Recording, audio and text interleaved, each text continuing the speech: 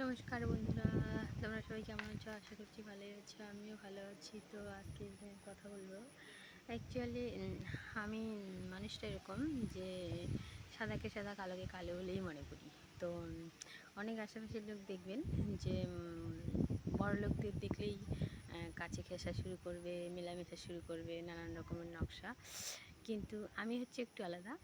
আমি যেরকম কি হচ্ছে, যে আমাকে সম্মান করবে তাকে আমি সম্মান করি, যে কথা বলবে তাকে বলি। যে সম্মান করবে না সে যদি